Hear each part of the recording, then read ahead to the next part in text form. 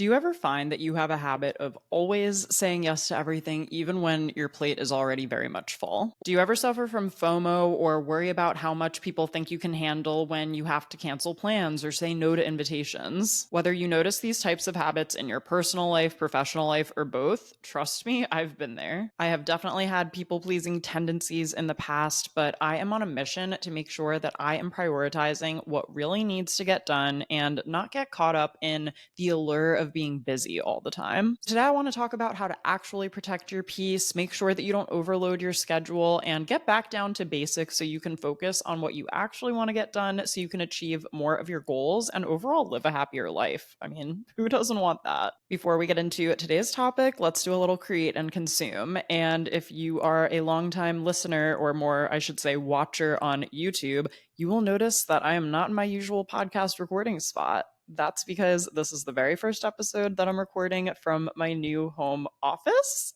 What?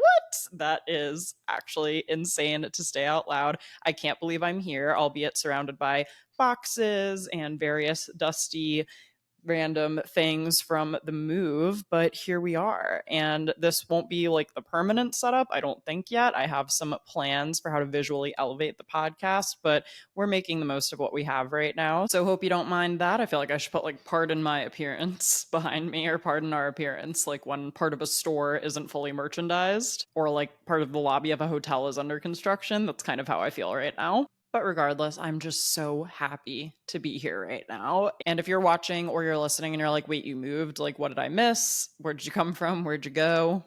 I will link last week's life update episode in the show notes so that you can go revisit that episode and hear more about our big move. So anyway, sorry, none of that was what I was creating this week, although I guess setting up this space was me creating something in a sense. But what I've also been creating is a lot of moving content and moving vlogs. There is already a mini moving day vlog up on all my short form platforms, so Instagram and TikTok. All of that is always linked in the show notes. You can go check that out. And I'm working on a longer moving vlog for YouTube that I think I'm going to wrap filming today and hopefully get up later this week. So it might be live by the time you are listening. If it is, I will be sure to link it in the show notes. And it's just been so fun getting organized and getting set up and like just actually being here after so many like months and months of the home search and like thinking about this and planning for it. To actually be sitting here right now feels unbelievable. So super happy about that. And then as far as what I've been consuming this week, I've been having a sporty gal week, let me tell you. So unfortunately, the Mets were eliminated from playoff contention this week.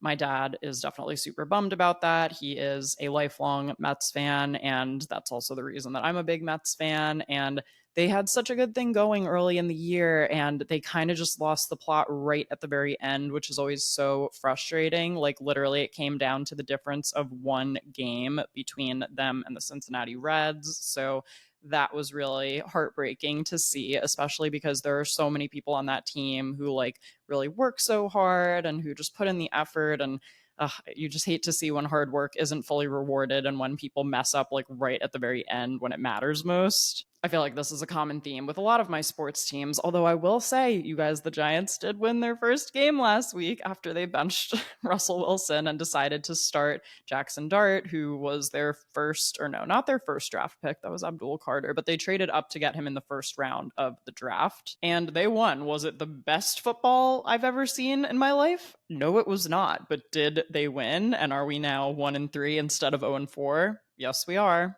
Also, the update you didn't ask for about my fantasy football team. I am currently 2-2 and in sixth place out of 8 teams.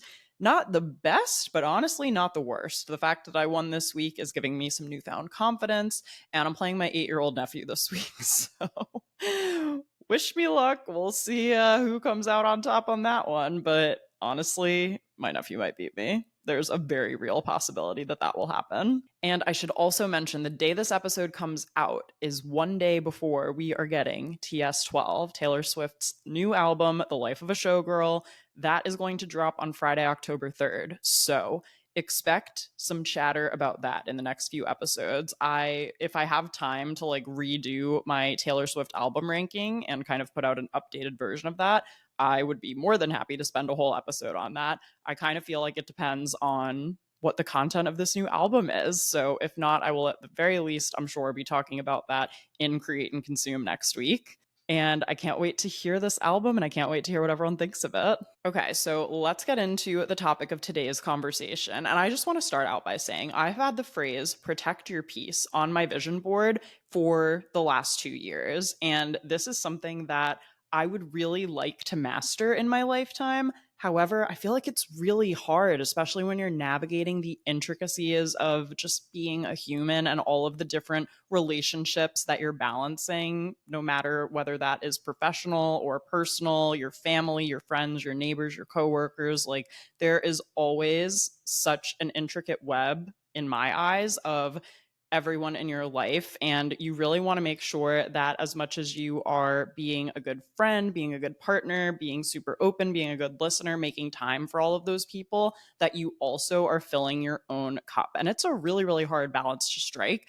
The reason it's been on my vision board for 2 years is because I do not feel like I actually mastered it last year. And I've been trying to get better at working towards it this year. And this is something I've been thinking about a lot the last few weeks, especially while we were renovating our home, our apartment. And it is something that required a lot of time, dedication, and focus from me. I know that sounds really dramatic, but like it consumed my whole life for 2 months, essentially. You wouldn't necessarily think that it's something that would prevent me from like making plans or doing things. But when I tell you I was here basically every day for the last 2 months to either accept deliveries, let contractors in, coordinate things that came in, check on the progress, catch things that were maybe not supposed to happen a certain way, making sure that everything's right in terms of like this grout color goes with this tile. Like, I wanted to avoid having to make any updates later on. Like, I really, really, really wanted to get everything right the first time.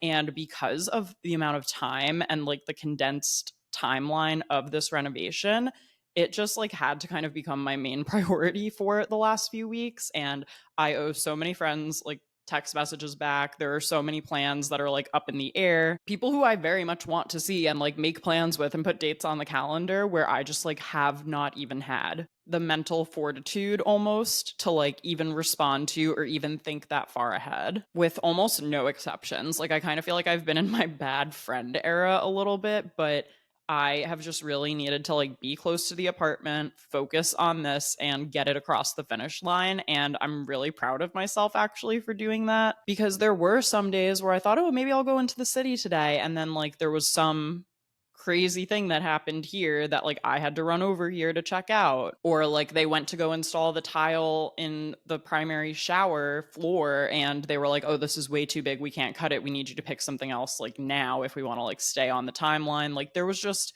lots of stuff that came up that I needed to be around and available for. And for something as big as our home, this was just such a specific like example of a large project that really, really demanded my time and attention, and is one of the reasons that I said no to like drinks and get-togethers. Like, the only things that I really went to were like pre-planned book club meetings or like family gatherings that were already on the calendar. And I stand by all of those decisions because protecting your peace can take so many different forms. And this may be like a strange example of it a little bit, but it's just the one that is most top of mind for me because it's been my life for the last 2 months. But thinking about protecting your peace, that can also be protecting your time, protecting your energy, protecting your mental health, or even protecting your relationships too. I think protecting your peace and setting boundaries is also really crucial when you are self-employed. So I want to talk very generally about setting boundaries today and protecting your peace. And then I also want to talk about it from the perspective of someone who is self-employed. And maybe you can also relate to this if you have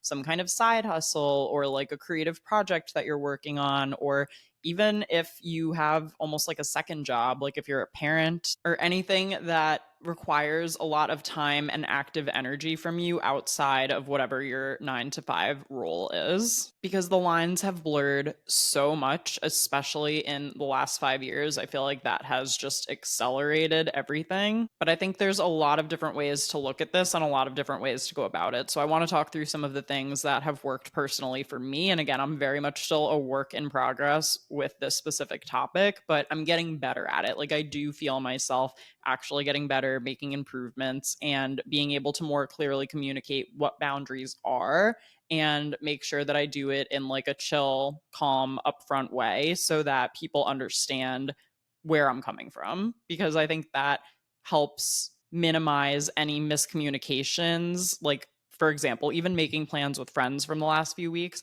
I love my friends. I would like to hang out with them 24/7 ideally, but just even needing to say to people, like, listen, I need to get back to you about this, or like, can we talk about this next month? That's really hard for me to say because, like, my instinct is to make a plan right away, get it down on the calendar, and like have it in the books and like really respect and commit to the date that we agreed on. That's my nature, but I kind of have to go against my nature for my own mental health and well-being sometimes, and that's a really weird thing to even think about. I know I talked about this a little bit on the podcast, but I did also vlog this event on YouTube. But earlier this month I went to Press Publish NYC, which was Colin and Samir's one-day creator summit in Brooklyn, and I think one of my favorite talks of the day, which actually they have released this now as an episode on their YouTube channel, so I will link it in the show notes. If any of you guys know Stephen Bartlett, who is the host of the Diary of a CEO podcast, I'm sure many of you do. I actually did not know who he was at first, but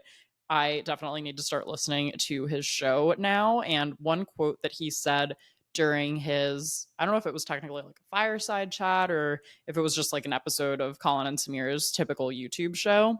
I forget what it was called, but anyway, he did a great talk with them, said a lot of good things, especially if you're like a business owner. I feel like you'll get a lot of value from it. But one quote that has stuck with me for the last few weeks that I keep thinking about over and over again is he said, disappoint as many people as you need to so that you don't disappoint yourself. That has totally stuck with me. So I feel like that's a good quote to kind of set the tone for everything else I'm going to say in this episode. So getting into some general tips for protecting your peace is to set boundaries and really think about boundaries more as self-care and not so much like these intense things that keep you closed off from other people or that limit like what you can and want to do with your days. Boundaries can definitely be really helpful for things like preventing burnout, which I know is a big issue in the content creator community and definitely for anyone who is self-employed or who works a creative job. And they can also help you show up fully for the times where you are working or you are seeing your friends. Like, it really does make a big difference to know that you can go to dinner with a friend and show up fully and not constantly be checking your phone and worried about something. And these boundaries don't need to be like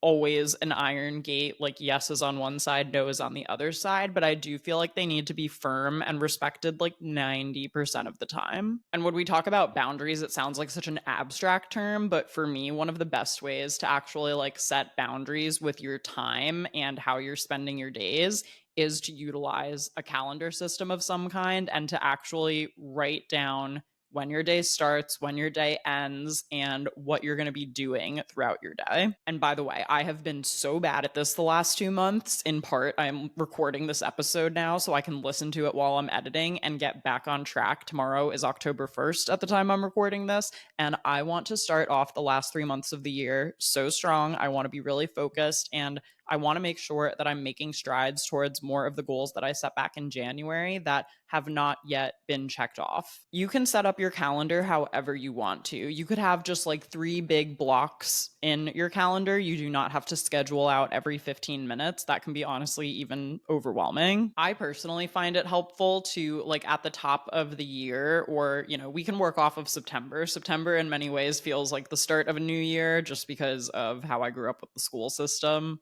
Also, my birthday is in September, so that just passed. To really look ahead for the next year and just immediately like mark off anything that you already know is going to be happening at certain times. So just for example, like next year, I know that I have 2 weddings next year. So one of them is local and it won't require me like traveling or booking a hotel or taking time off or really spending too much money to go to that. whereas another one is going to be a road trip. So even though that won't cost like too much money to get there, I do need to book like accommodations for when we get there. And because we are driving, we do also need to account for our travel time and make sure that we're giving ourselves enough time to like get there and get back without stressing. Maybe you have a family vacation, maybe you're going to be moving, like putting all of that in the calendar from a top level view to get a sense of the big things you need to be aware of for the upcoming year, I just find to be really helpful. And then from there, you can break it down like quarterly. So you might only know what is really going to be on your schedule for the next 3 months. Even planning that out can be really helpful. And then you can break it down monthly. And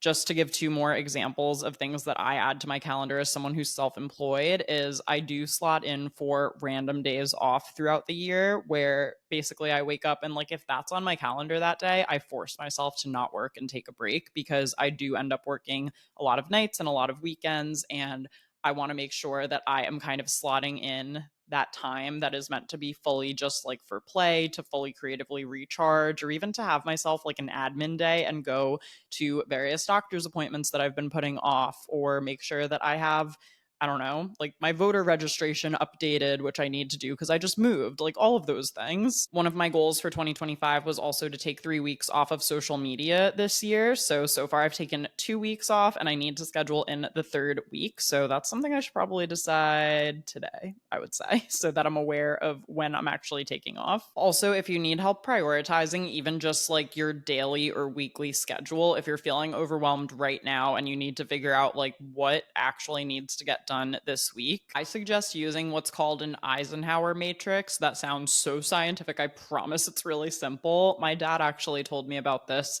years ago. I feel like I must have been in high school and like stressed out or something, and he told me about this. You basically draw 4 boxes on a piece of paper to make a little quadrant. And then on the top, you're going to have 2 columns. You're going to have urgent and not urgent. And then you're going to have on the side important and not important. So first, you're going to fill in the column of everything that is urgent and important. And those are the things that you need to prioritize first. Like probably one of those things for me would be updating my voter registration because there is an election coming up and I want to make sure I don't have any issues with that. If I had just moved and it was like January, that might not be as urgent, even though it's still important. Now, something that is important to me is setting up this home office space and making it really functional so that I can film in here and have it look cute and just make it really easy to capture content. That's important to me. But as far as our move-in process, that was not something that was urgent, that needed to get done like right away. Because here I am recording a podcast episode in a room with boxes, and that's okay as long as I'm getting the episode up. So hopefully that was some good examples of how you can categorize your Eisenhower matrix to understand what actually needs to get done right now. Because once you focus on everything in the urgent and important box, you'll know that at the very least you've gotten done everything that you actually need to do that day. I really think this helps separate out what you kind of want to do in theory and what is absolutely essential to get done. And a similar example for me, I guess, would be like this home renovation process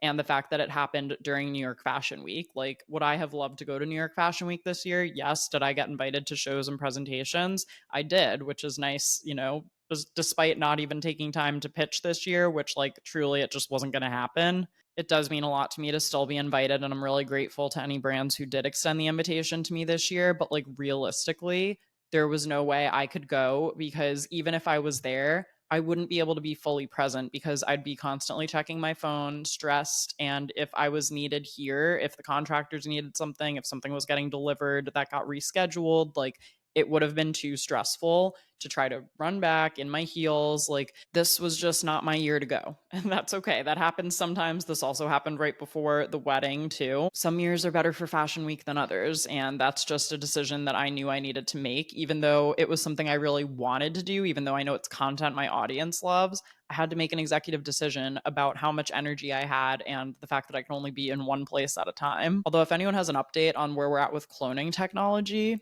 I'm not interested in knowing how that's going. Also, when it comes to priorities, learning to say no when something is not aligned with your priorities, I think is one of the hardest, but also most important parts of adulthood. And it especially sucks when you have to say no to something that like you would have never said no to when you had fewer responsibilities or when everyone lived within like a 30-minute ride of each other. And learning to say no is something that I'm always still working on because I am an extrovert. I naturally want to say yes when I'm invited to do something or when I really want to be there for someone or whatever the case is. I'm even still learning how to say no. Do you guys know that I've actually had people pitch to be guests on this podcast? I find that really flattering and crazy, but as of right now, this podcast is a solo show. And if I do bring on guests in the future, I really want to make sure that these guests are people who like I have known for a long time, who I know are going to like bring value, whether that is sharing like helpful information or educating us on a topic or honestly just having fun and funny banter. That's probably like the top priority, I would say, of a podcast guest that I would look for because this is a fun lifestyle podcast. It's a good chatty listen. I've had people pitch the podcast and be like, my client would love to come on and share doot, doot, doot, doot. And I'm like, to what end? Like, that's not valuable for my audience, or that's just not a good fit, you know? So I hope you guys know that like I'm very protective of the vibes here and I want to make sure that I maintain this like close cozy feeling that we have. I always want the podcast to just feel like we're on FaceTime chatting and you're just muted for some reason. Like where you can't talk back. I wish you could talk back, by the way, which is why we obviously have create and consume, which is why you can send emails and, you know, DM me on Instagram on the podcast account, all of that good stuff. But just logistically, right now, this is kind of a one sided conversation. All of that to say that if I do bring on guests in the future, they will be people who I like personally know and who I've known for a long time, who I know will be entertaining and fun to have on. Also, if you find yourself in a tough spot where you are feeling like you need to say no to something, but you really don't want to, ask yourself if there's anywhere that you can be delegating or getting some extra help. I really was here for a majority of the renovations, but I did have Taylor's bachelorette in Savannah while renovations were going on. So for those 2 days, I had asked Andrew to just like be on his phone, be on the lookout for any things that popped up. I communicated to my contractor, like, hey, I will be literally out of state on these 2 days. So if anything comes up, please contact Andrew. Or if you really wanted to go to a friend's party over the weekend, but you feel like you're not going to have time to clean your home or grocery shop, like, maybe those are things you can outsource. Maybe you can order your groceries through Instacart or hire a cleaner, even if that's not something you normally do.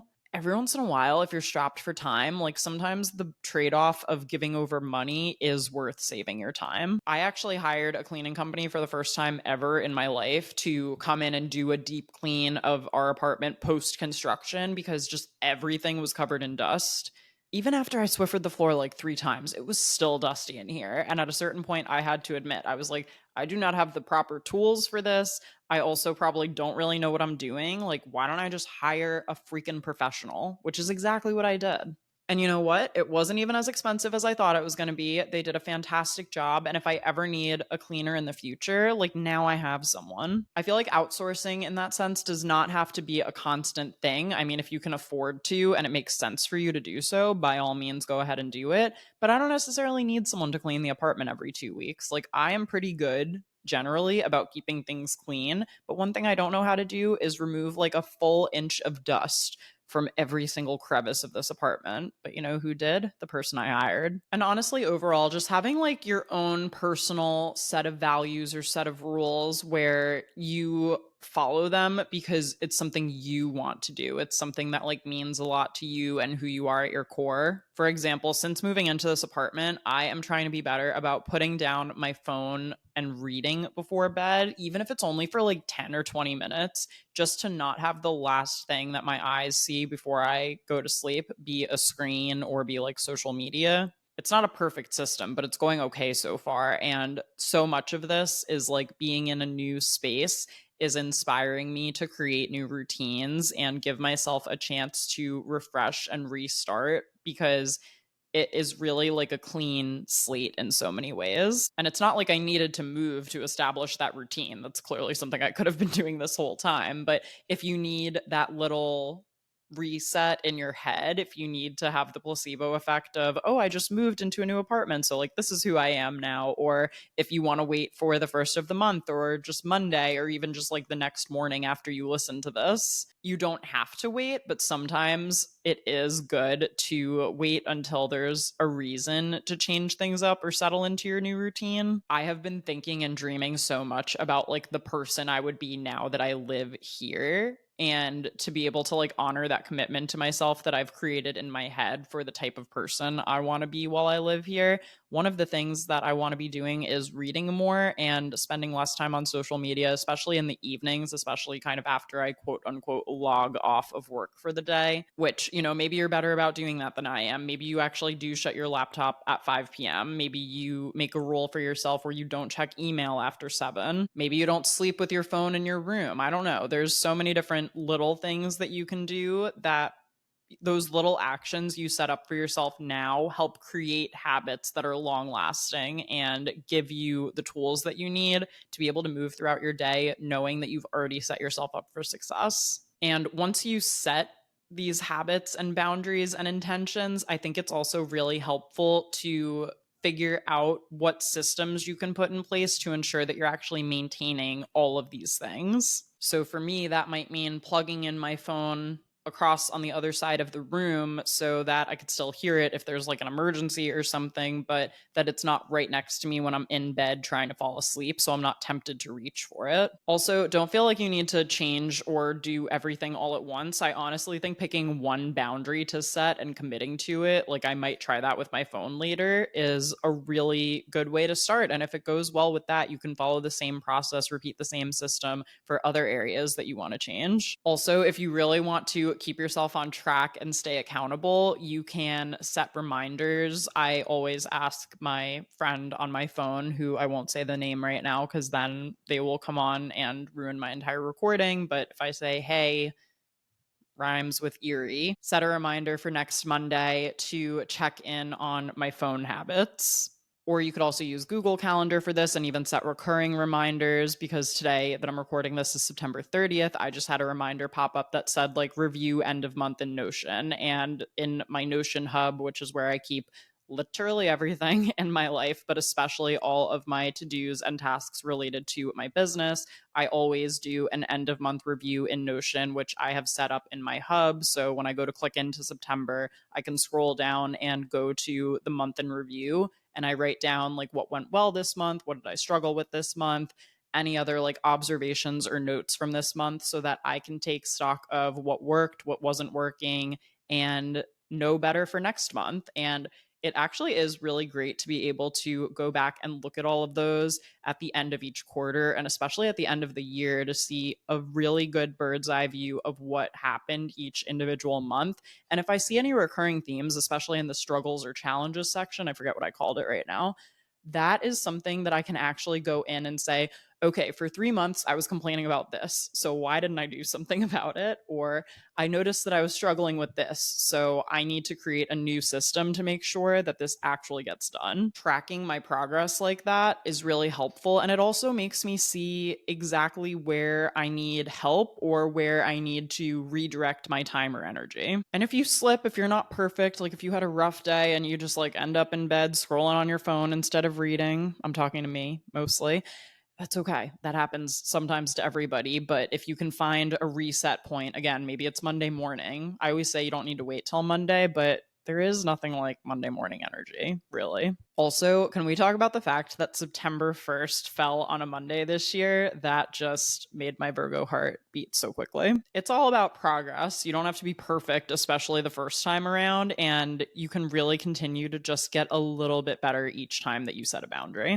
I did want to spend some time in this episode too talking about boundaries for if you're self-employed or if you're an entrepreneur, or even if you have like a side hustle that you're working on building outside of your 9 to 5. I feel like sometimes when you're so passionate about something, even when it is your job and it's your career and something you get paid to do, it can be really easy to get overexcited, spend more time than anyone would normally spend on that thing, and then ultimately burn out. So I think it's important to set boundaries and prevent that from even happening in the first place. I know it's so much easier said than done, but I'm hoping some of the tips that I like wrote down here will end up being helpful for you if you are self-employed and you are figuring out where the lines are. And again, sometimes they get blurry. We already know that. But finding a balance between your personal life and your business and your availability, I think is what it really comes down to. And sometimes you go through different seasons of this. Like, I feel as though I have not been prioritizing work for the last 2 months. That is absolutely true. I feel like I had been posting for the sake of posting. I hadn't necessarily had the most creative or original ideas. At the bare minimum, though, I knew that I did not want to miss any podcast uploads, which I haven't. Uploading weekly to my podcast is so important to me to maintain this schedule and the trust that I've built with you, where you can check your phone on Thursday morning and know that there's a new episode. Like, whenever I have a podcast that I follow that misses an episode, it literally throws off the whole vibe. I don't love it.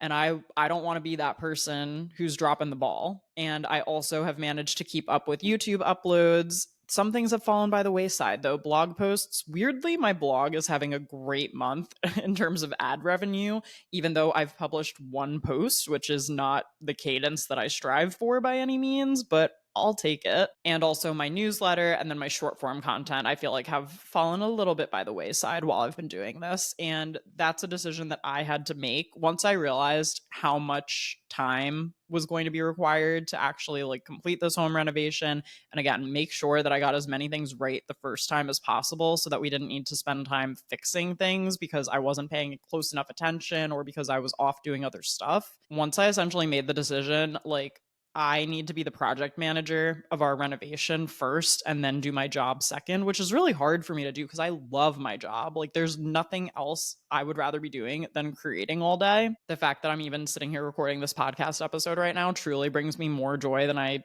could even share personally. The good news with something like that is I knew there was an end date in sight, and I looked at what kind of break I could quote unquote afford to take. And because I've set up passive income streams, because I've built a business that can go on in some sense even when I'm not working, and because of some well-timed brand partnerships that just happened to pop up earlier this month, I was able to like basically proceed as normal, trying to figure out the balance of working less while making sure that my income mostly stays level, or if anything, just takes a little hit. I'm glad I was able to work out the balance of that versus like, oh, I straight up didn't do anything for 2 months, which is not the case. I have been working. It just hasn't felt like I've been able to put my full focus towards it. And that's because I haven't been. But anyway, generally speaking, I feel like when the boundaries really start to blur between your work and your life, and you start to get that feeling of burnout, like that you are on all the time and that you feel like you can't log off, pretty much the very first thing that I would suggest would be to like step away and take a break. And if you feel like you can't take a break, even if it's a 15-minute walk, yes, you can afford to take a break. Typically, my needing to take a break also is like deleting the apps from my phone for a little bit. If you're feeling burnout as a creative, I did write down a couple of kind of mini audit questions that you can ask yourself just to figure out like what is actually going on, what you can control, and where you might be able to cut back, if at all. I think one good question is, am I creating just for the sake of creating? Are you posting daily because you feel like you need to? That's something that you've been told and that you're trying to churn out, but it's just not realistic for you to keep up with, because then you may be able to cut back in that sense. If your posting schedule feels unrealistic, that might be a sign that it is, and it's okay to cut back. This is another reason, by the way, why I'm always singing the praises of long form content, because with long form, I am able to produce one long form piece of content every week. And I just feel like the return on that investment of time is so much better for me personally, at least. Also asking yourself, does my current workflow maximize the times that I'm most alert and creatively focused? I think that's a really important one, because for me, I am always most alert and focused during the mornings and the early afternoon. Currently, I'm recording this podcast episode. It's just afternoon, but I started in the late morning because by the time it gets to like 3 o'clock, I don't know, my school brain kind of goes off where it's like 3 o'clock, school's out. And then I'm at the point where I'm like, I need a snack. Like, I don't know, I want to like go out and do something. Like, I used to have soccer practice or play rehearsal, and I would kind of take a break almost in a sense and then come back and do my homework. And I know that that probably isn't how most people split their days. But for me personally, I would always rather make the most of my energy earlier in the day. Maybe you get energized late at night though. Like maybe if you were to copy my schedule, you'd be miserable. And that's okay. We're all allowed to be different and have our own times that work for us. And also, is there anywhere in my business where I can delegate help? This is something I feel like people always get so stressed out about doing. And it does not have to be like hiring another full-time employee. It can be having someone help you out a couple of hours a month. I do that with the podcast with Priya, who's my virtual assistant, and it is truly a lifesaver. That is the reason that you guys do get a corresponding blog post with every episode. That's the reason that there are always 2 reels promoting the episode on social media each week. That's because I've chosen to delegate to someone who just gets it and does such a great job of it. I have also done this in the past with my video editor for YouTube, who I used to work with. I even hired someone as a virtual assistant just during the launch period of my digital course because I didn't really need a full-time virtual assistant at that point. I really just knew I needed some extra hands on deck from January to March. And I was very clear about that when I put that job description out. So it doesn't always have to be forever. It doesn't have to be 40 hours a week. Sometimes it really can be worth it to delegate some of those little tasks out, and you could end up getting more time back where you're able to focus on the bigger picture stuff or the stuff that only you can do. And actually making a list of the stuff that only you can do versus the stuff that you could delegate out, I think is really important. And it's going to be different for every person. I know some big YouTubers who have video editors who help them produce 2 videos a week. And I know some YouTubers who have 1 million subscribers who edit all of their own stuff because they feel like they can do it best. So it's really up to you to decide what you are willing to outsource and what makes the most sense along with your skill set to keep to yourself. To name a few specific areas where you can set boundaries if you're self employed, I think number one, your work hours and availability when you're on and when you're off. For me, on a typical weekday where Andrew's not running like 10 miles a day after work when he's not marathon training, if we both actually like shut our laptops at 5 p.m., I would ideally like to be spending that time with him, just hanging out, maybe going for a walk, cooking dinner, eating together. And then after a certain point, like after we're done with dinner, that's kind of where we might keep hanging out or we might like split off again. Like maybe he wants to go read for a little bit. Maybe I have some work to finish up.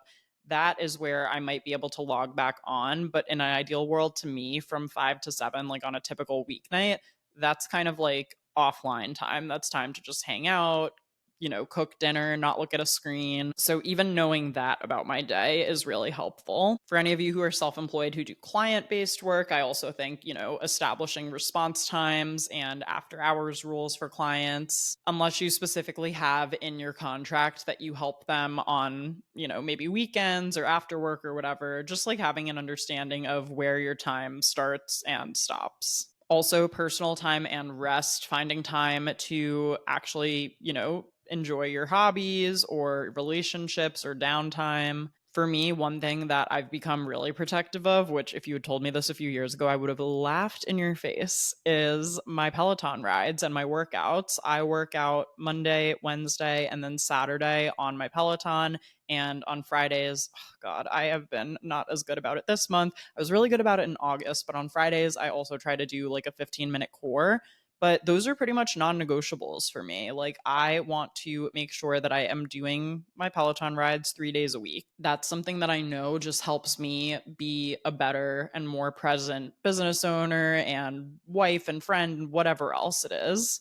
Pouring into my own cup before, is that the saying? You pour into others? That sounds not sanitary somehow.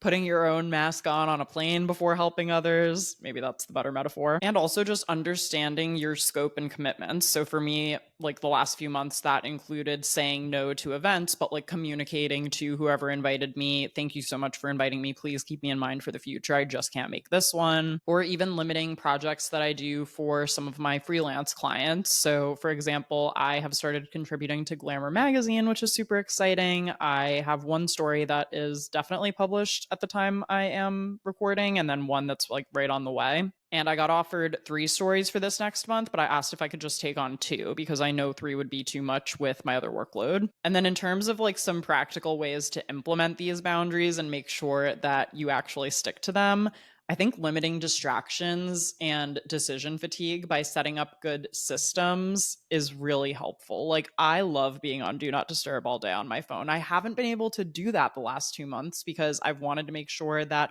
my phone is on when I have different delivery drivers dropping stuff off. Like, everyone's calling from different numbers that are not saved in my phone. Missing a call or missing a delivery could seriously delay our renovation project. So I needed to be like very on my phone, which I hated. I really, really did not like it. I love being on Do Not Disturb with a few exceptions. You can add people to people who are able to bypass Do Not Disturb. If I have different things for different modes that I go on, like for work mode, I know Caitlin can bypass Do Not Disturb. On my personal mode, I know that like Andrew can bypass it, my parents, Taylor.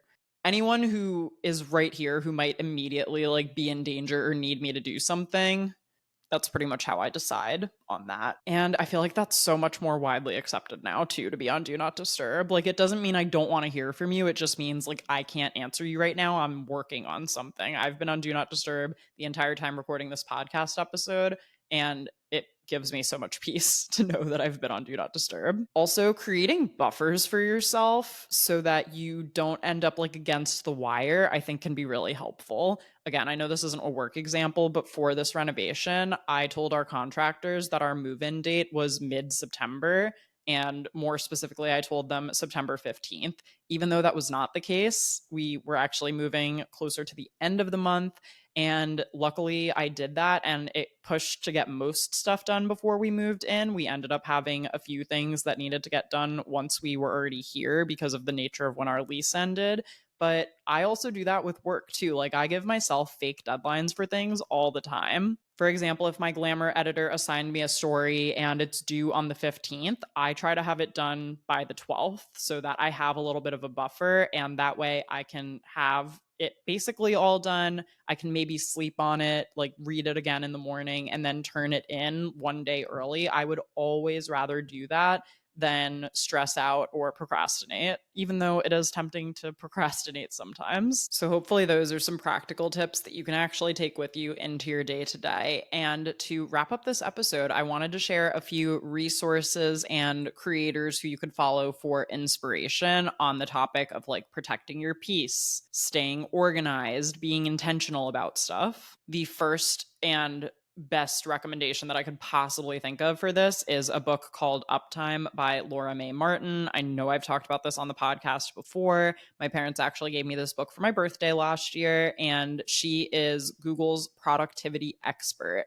Of course, Google has one of those. But anyway, in this book, Laura Mae Martin talks all about how to make the most of your time and get more done in a day. And she talks about, the difference between being productive and being busy and how to schedule your day and how to get on the same page with people. She gives so much practical advice. It's not like a beach read in the sense that it's not like, woo, fun. It's honestly something you might want to read with a highlighter, but I honestly might even like flip through and reread parts of it right as I'm kind of getting started and getting back into my regular workflow and rhythm, because I remember just so many tips from it and finding it so helpful. So definitely would suggest that. This is also a great like back to school energy kind of book to be reading during this time of year, I think. Another one is Atomic Habits by James Clear. I feel like this is always the New Year's book recommendation for people, but just so many, again, like smart takeaways in this book, including the 1% rule, like striving to get 1% better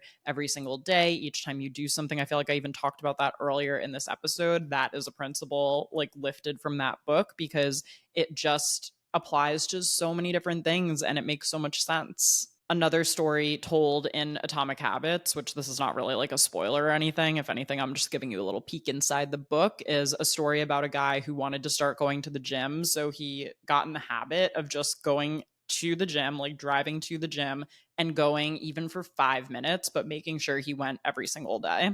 And obviously on paper, it's like, what would you do for 5 minutes every day in the gym? Like, that's not going to change anything for you, but it got him in the habit of going. I honestly used this principle too when I started doing more consistent Peloton rides. It was just like Monday, Wednesday, Saturday, I get up and I put on my workout clothes. And doing that, just knowing that's my default on those days, makes it easier for me to then hop over to the Peloton and just get on right away and without any hesitation, without complaining, especially because now that I've built that habit, I know how I feel after it, and I always feel so good once I get it done. Jules Akery is one of my favorite YouTubers for intentional planning, digital organization. Like, she really does just do it all. I know I've talked about her a ton on the podcast before, so I will just link her channel in the description if you want to check her out. If you're a content creator or entrepreneur, my friend Tanisha introduced me to this creator, Julia Broom, who, oh my God, just like so much value from her. I actually have a bunch of her YouTube videos saved on my watch later playlist.